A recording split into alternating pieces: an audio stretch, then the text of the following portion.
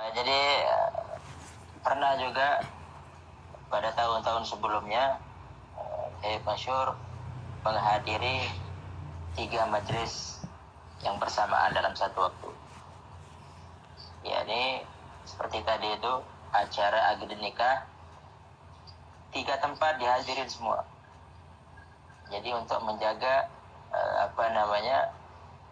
undangan dari saudara muslim, beliau menghadiri akad nikah yang pertama, kemudian yang kedua, kemudian yang ketiga. Dan juga pada hari Ahad, dan masih di hari Ahad tadi, hari Ahad setelah menghadiri undangan-undangan seperti itu, beliau kembali ke rumah setelah sholat asar. Kemudian hari Ahad biasanya pada waktu asar di situ ada acara lamaran di Kota Tarim. Karena juga ahli Tarim di bab lamaran mereka menjaga supaya para ulama, para salihin hadir di lamaran tersebut. Baik itu saudaranya, baik itu putrinya, baik itu yang lainnya. Lamaran jadi acara lamaran. Jadi misalkan ada yang meminang seorang wanita, itu ayahnya meminta Habib Masyur untuk hadir di rumahnya untuk membacakan kitabun niat, niat di dalam nikah. Karena di situ Syekh Ali bin Abi Bakar Sakran mengumpulkan niat-niat di dalam menikah. Di situ dibacakan oleh Habib Ali Masyur, dan ahli Tarim berusaha untuk supaya para ulama, khususnya sosok seperti Habib Ali Masyur, dijaga. Bahkan kapan waktu yang luang selain hari Ahad, selain hari yang misalkan pada hari Ahad itu sudah ada yang dari sebelumnya, seminggu sebelumnya atau 2 minggu sebelumnya sudah meminta jadwal untuk dihadirin oleh Habib Ali Masyur. Kebanyakan yang kosong. Apa kegiatannya? Kegiatannya pertama ya qasidah sambil menunggu tamu, yang tentunya qasidahnya dengan qasidah salafus saleh yang tentang farah, tentang sesuatu yang bukan qasidah di lamaran, dibaca qasidah waktu meninggal. Jadi pernah ada qasidah ada nggak pengalaman? Pernah terjadi. Gimana? Nanti terlalu panjang, nanti waktunya tidak cukup. Nggak apa-apa, cukup. Antum kan udah antum agak kosong. Nah, antum biasanya menemani Habib Masyur. Iya kosong, antum kosong, harus kosong. Kirain gosong tadi. Oh, bukan gosong, Beb. Aduh. Ya, apa orang Tarim lupa bahasa Indonesia ini. Beb. Keke tadi. Kan Jadi keke. Kalau keke itu artinya bahasa Tarim, kaifa. Keke. Kalau bahasa Maduranya keke. Keke, Beb. Keke itu. Tapi kebanyakan itu ahli sewon yang menggunakan. Apa itu keke? Iya. Nah, apa namanya? Jadi di dalam lamaran ahli Tarim kebanyakan yaitu tadi membuka acaranya dengan baca qasidah salafus salihin yang berkaitan tentang acara akad nikah, yaitu dengan kegembiraan di dalam makna bait-bait syair yang dibacakan. Kemudian setelah beberapa syair yang dibacakan, maka dari keluarga yang laki untuk mengucapkan kalimat pinangannya tadi, khutbahnya tadi. Kemudian disambut juga oleh keluarga yang wanita. Barulah di situ dibacakan niat nikah. Itu niatnya Syekh Ali bin Abi Bakar Sakran tadi itu. Setelah itu diratibin Fatihah supaya mendapatkan keluarga yang sakinah, mawaddah warahmah, dan sampai ke marhaba. Nah, mungkin Habib untuk teman-teman ini Habib Usama ini sangat detail sekali mengetahui tentang acara-acara pernikahan di Kota Tarim. Sangat detail sekali karena beliau selalu mengiringi Habib Ali Masyhur. Tapi supaya kita nggak kehilangan waktu emas Habib, nanti kita akan kepingin satu saat live lagi dengan antum mengenai tentang khusus pernikahan di Kota Tarim. Kenapa kok pengantin laki dipacari kakinya apa nanti? Supaya lebih waktu Habib lebih fokus kepada Habib Ali Masyhur. Nah, bagaimana Habib Ali Masyhur? Nah, jadi setelah asar biasanya hari Ahad, terkadang pada hari Ahad tersebut ada acara yang seperti tadi, lamaran itu 2 atau 3, bahkan pernah sampai 4. Dari ba'dal asar sampai sebelum maghrib hari Ahad full acara lamaran. Ada juga jenazah, ada juga khatmul Quran. Nah, beliau mengusahakan dirinya untuk menghadiri semua majelis tersebut. Itu kalau khatmul Quran di mana?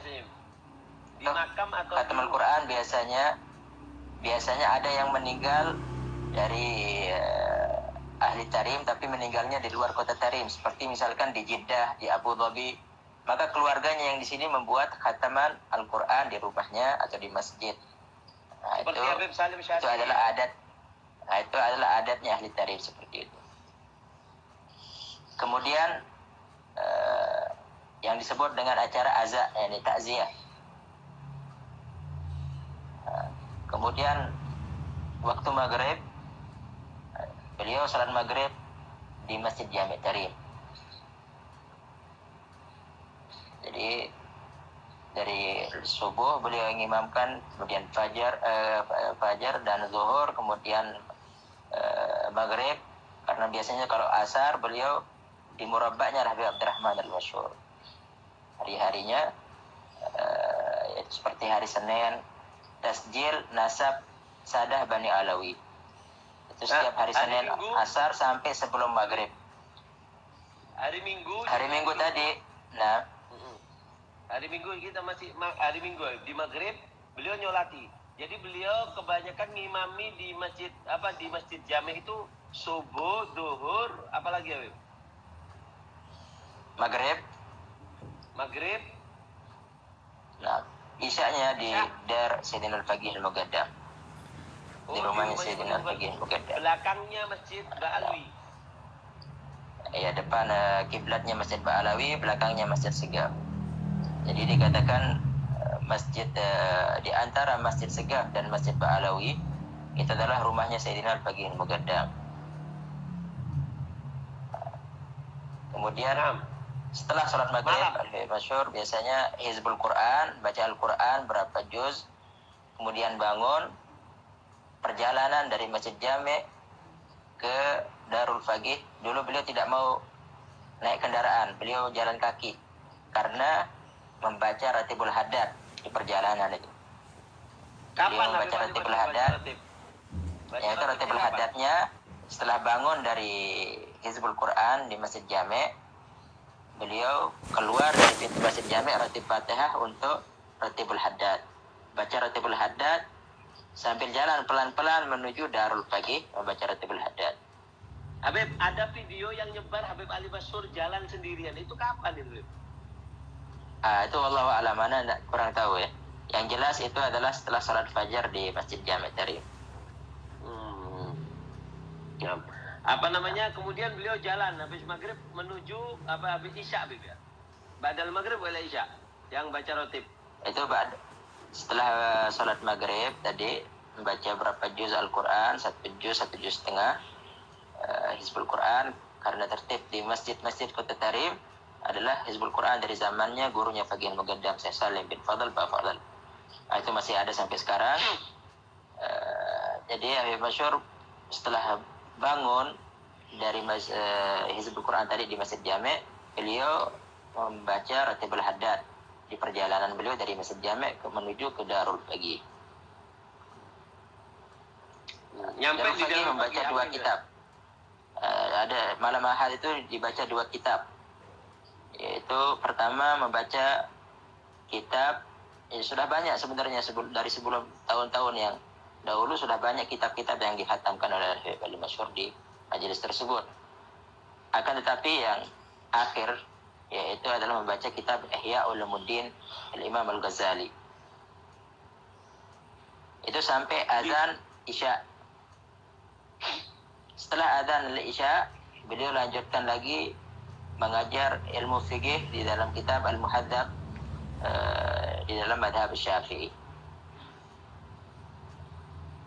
Nah, jadi bahkan setelah salat Isya di Darul Faqih, biasanya pada malam Ahad berapa tahun yang lalu beliau lanjut lagi dengan pelajaran, itu sudah jam 8 lebih malam.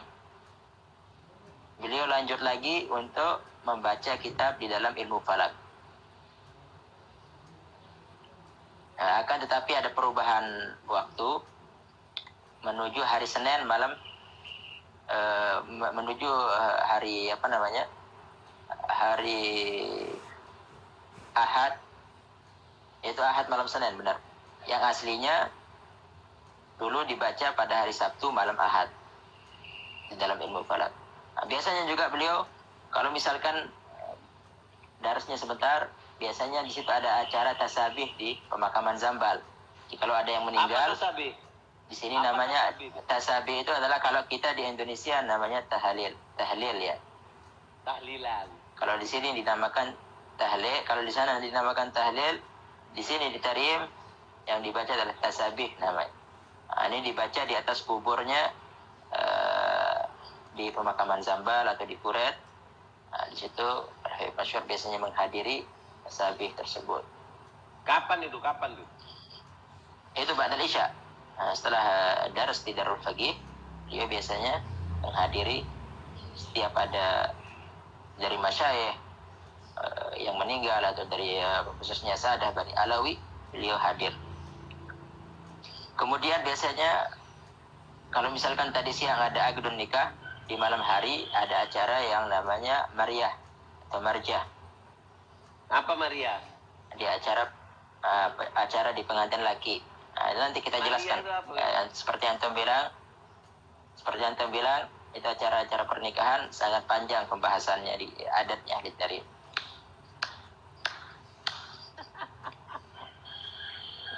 Nah, jadi beliau hadir biasanya bisa sampai jam 10, setengah 10.30 baru selesai acara tersebut. Jadi dari pagi, dari sebelum fajar sudah penuh dengan acara sampai jam 10 malam. Nah, begitu juga hari Senin, dari pagi tetap seperti itu. Kemudian asar hari Senin beliau mengkosongkan waktu untuk menulis nasab Bani Alawi. Jadi buku induk nasab Bani Alawi. Habib, kalau hari Senin mulai paginya sama seperti hari Ahad, sama. Iya. Cuman di hari Senin itu kelebihannya beliau nyatet nasab, Bib, ya? Nasab Bani Alawi yang ditulis sejarahnya sudah berumur 100 tahun lebih, yang ditulis adalah Habib Abdurrahman Al-Masyhur. Dan itu menjadi buku induk nasab Bani Alawi sedunia. Habib, yang dipegang Habib Ali Masyhur, Sajarah Nasab itu tulisan asli dari Sayyidina Ali bin Abu Bakar As-Sakran apa sudah disalin oleh Habib Abdurrahman Masyhur?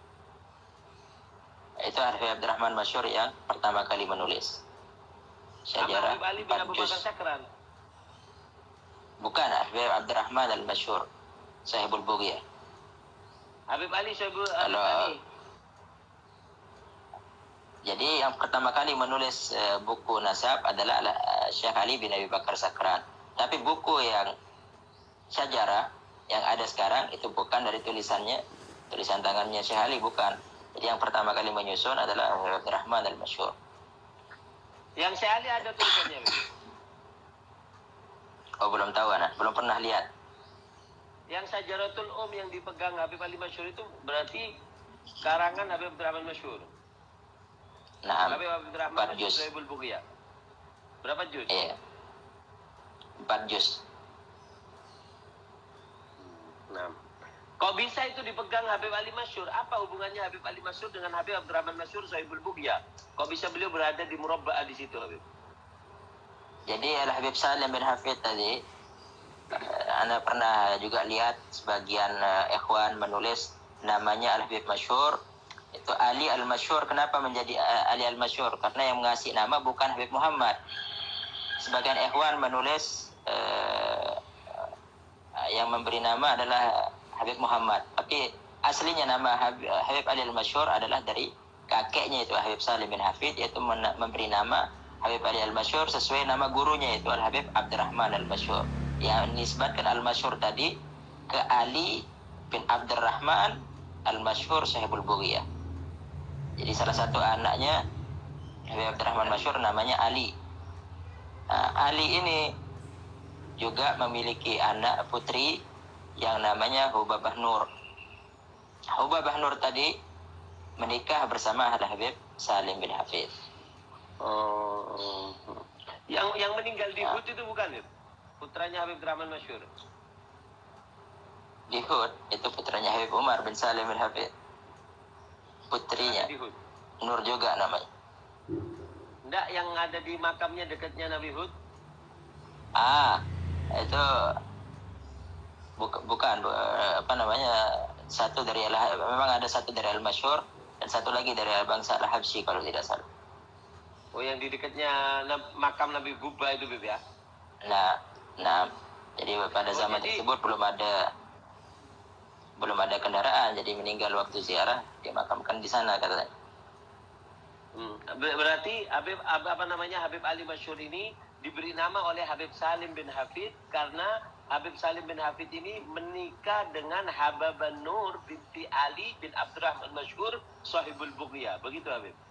Jadi tadi Ana jelaskan juga dari awal bahwa 3 anaknya Habib Muhammad bin Salim bin Hafid, yaitu pertama Habib Ali Al-Masyhur, kemudian Habib Ahmad Al-Attas, kemudian Habib Abdullah Al-Haddad. Itu yang memberi nama adalah Habib Salim bin Hafid sesuai dengan nama masyayikhnya, guru-gurunya. Itulah hari Senin beliau menyibukkan waktunya untuk tasjil ansab Sadah Bani Alawi. Jadi ada masalah-masalah juga, sering kadang dari Rabitah di Indonesia mengirim surat kepada Habib Ali Masyhur. Jadi bukan hanya Rabitah di Indonesia, Malaysia, urusan nasab dari Malaysia, Singapura, kemudian dari Madinah Al-Munawwarah, semua bertanya dan meminta jawaban di dalam masalah nasab kepada Al-Habib Ali Masyhur Muhammad bin Salim bin Hafid pada hari Senin. Kemudian beliau kalau hari Senin salat maghrib di Masjid Jami' Tarif dan melanjutkan membaca kitab Majmu' Al-Habib Abdullah bin Husain bin Tahir. Jadi kitab Al-Majmu' di Masjid Jami' Tarif. Kalau hari Senin beliau tidak mengisi pelajaran di Darul Faqih. Beliau aslinya malam Senin itu malam Selasa, tadi hari Senin malam Selasa itu ada acara di Maulid di Masjid Surur, masjidnya Al-Habib Alwi bin Abdullah bin Syihab, yang mana Al-Habib Masyhur pada zaman setelah Syuyu'i beliau hadir di majelis tersebut.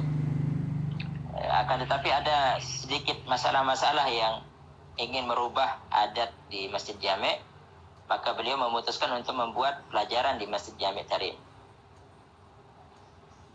Jadi sampai zaman sekarang bahkan beliau berwasiat juga daras setiap malam Senin malam Selasa tersebut tetap berjalan insyaallah Masjid Jami' Tarif.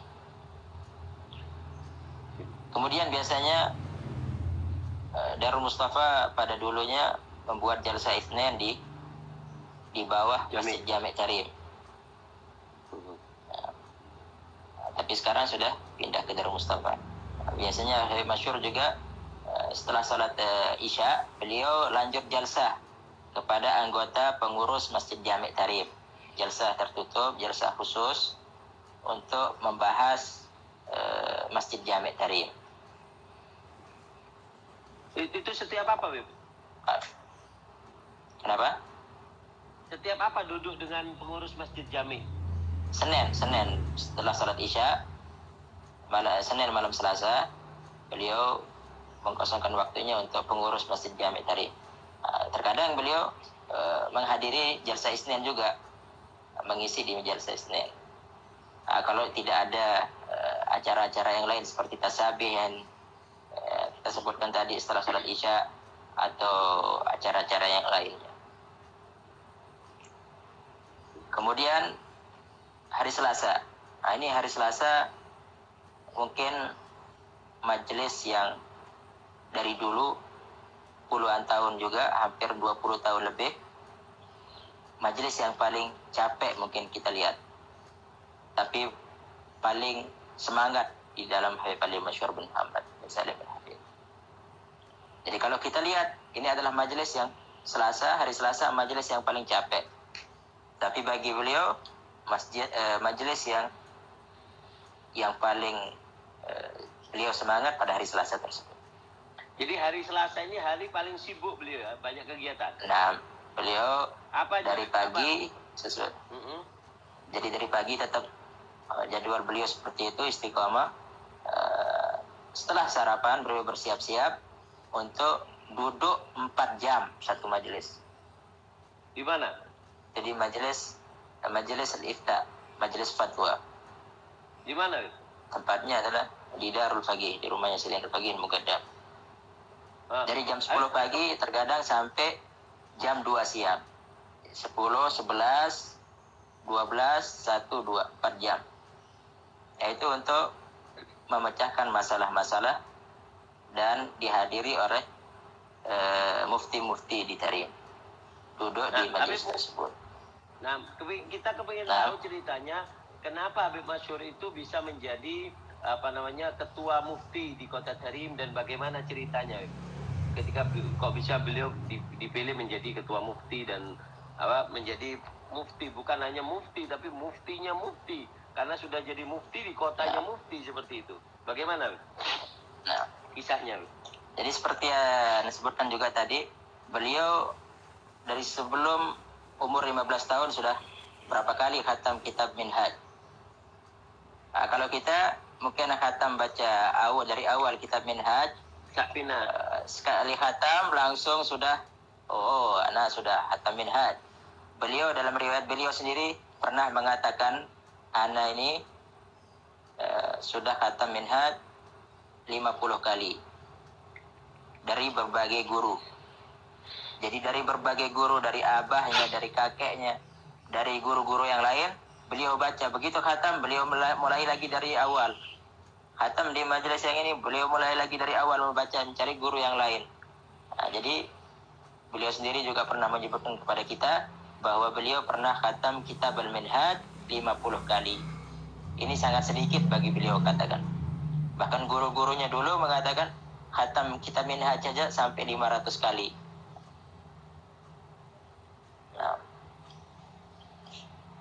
Jadi begitu juga kitab-kitab yang lain, kitab-kitab yang kecil seperti Muqaddimah.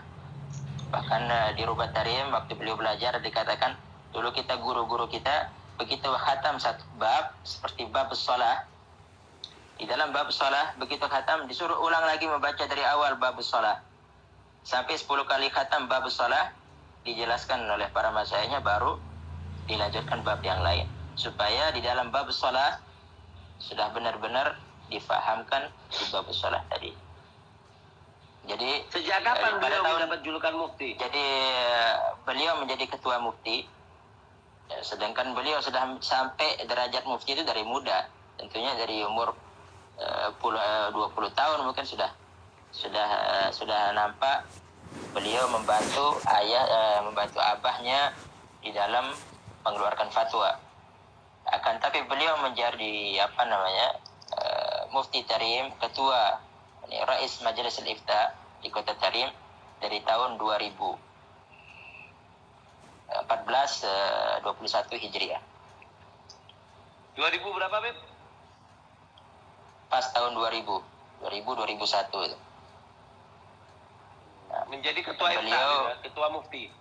Nah, dan beliau membuka majelis tersebut di Darul Sayyidina Al-Faqih Muqaddam. Itu hari Selasa, beliau duduk sampai jam 2 siang. Iya, marhaba. Kenapa sih kok di rumahnya Faqih Muqaddam terus? Itu nggak ada yang nempati atau memang diwakafkan untuk ilmu atau bagaimana, Beb? Kok rumah Faqih terus yang antum katakan? Jadi memang rumahnya Sayyidina Al-Faqih Al-Muqaddam aslinya dulu sangat kecil.